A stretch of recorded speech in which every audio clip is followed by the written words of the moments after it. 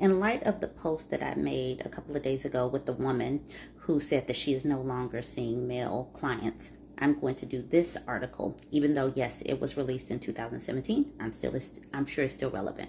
Here's why it's still really hard to get men to go to therapy. Psychotherapy was created by men to treat women. Once you start to look at the intersection of men, masculinity, and mental health, it's hard to avoid the sense that you've stumbled on the source of so many of our national nightmares: mass shootings, sexual assault and harassment, domestic violence, the behavior of Donald Trump. People who don't know much about this intersection don't always grasp its profound implications on our most serious social problems. Basically, psychotherapy was originally created by men to treat women, and more than a century later, it still feels like it's playing catch up.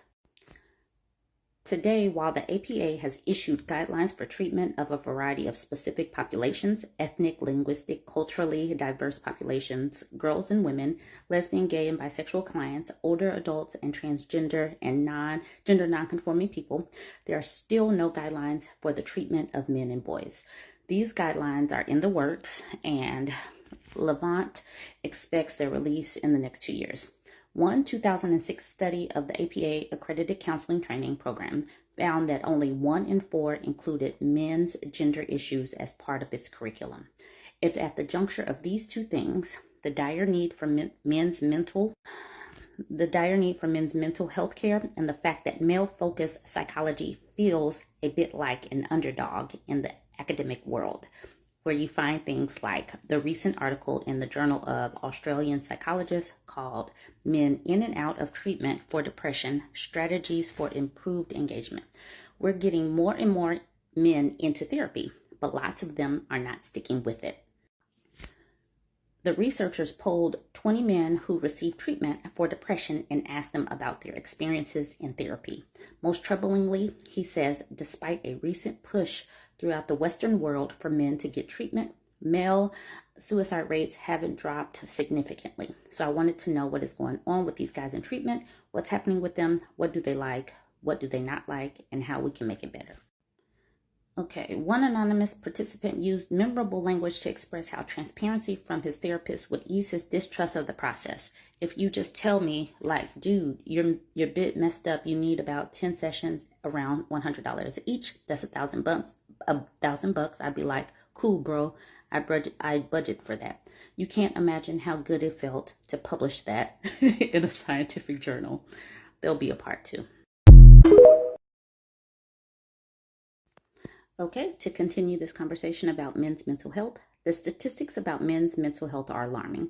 Men complete suicide at more than 3 times the rate of women, and as the National Institute of Mental Health reports, men are more likely than women to use all types of illicit drugs, and illicit drug use is more likely to result in emergency department visits or overdose deaths for men more than women. Beyond these facts, we do know that men's mental health literacy lags behind women's, that they report higher levels of mental health stigma, that they seek mental health less frequently, and that once they do, they tend to have a harder time expressing an emotion. Romantic partners of men might be interested to learn that there's a technical term for the frequency with men struggle to articulate their feelings: normative male alexithymia. So how do you fix a problem that's this big and multifaceted? According to Wisdom Powell, a clinical psychologist and director of the University of Connecticut Health Disparity Institute, everyone has a role to play. I often talk about how complicit we all are at maintaining these harmful, toxic norms.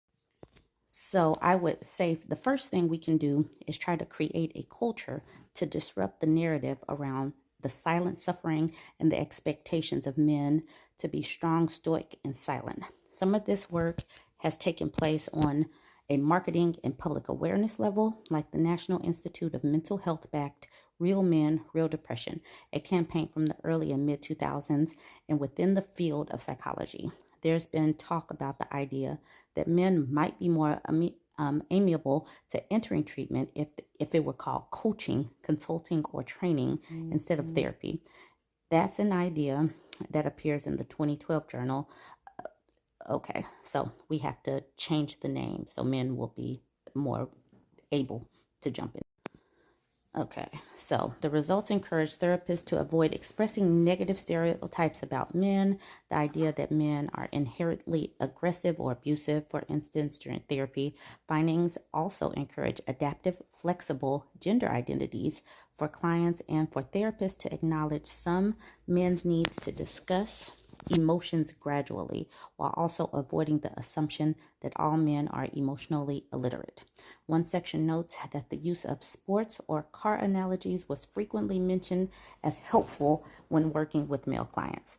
So we have to create a whole new language to deal with men's mental health. Anyways, this is a long article. You guys can find it, but jump in the comments and let's talk about it. Like, comment, share.